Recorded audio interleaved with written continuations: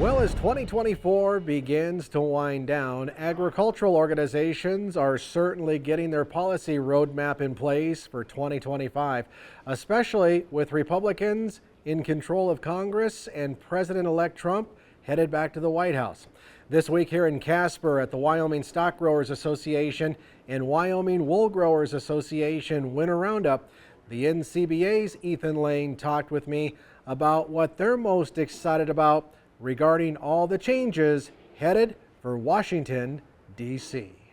Well, it's always an opportunity in a new administration, a new Congress, to kind of re-examine the direction these agencies are going. You know, obviously you see a freeze on ongoing regulatory activity. That's not going to break any hearts in cattle country after the last couple of years of the Biden administration.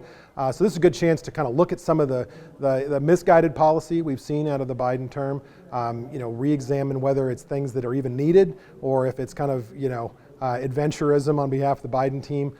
We know that the Trump team's going to come in and I think hopefully address some of those more recent ones and start the processes on those rules that were finalized further back, whether we're talking about the BLM conservation rule, whether we're talking about some of the Packers and Stockyards rules that have been so onerous to a lot of producers around the country.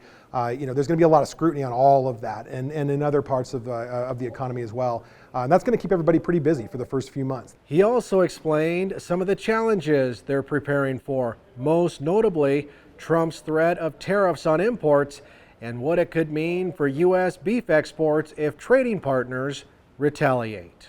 Yeah, it's definitely something I think that's caught producers' attention.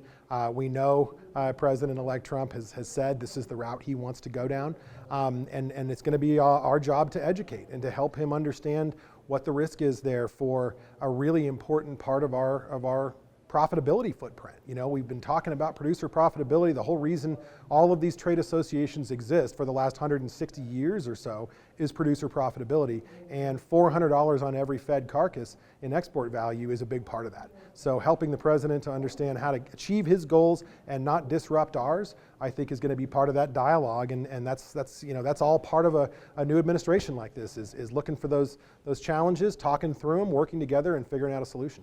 And he also encourages cattle producers to make plans to attend the 2025 Cattle Industry Convention and NCBA trade show headed for San Antonio, Texas in February to help shape the NCBA's policy roadmap for the future. For more information, you can visit ncba.org.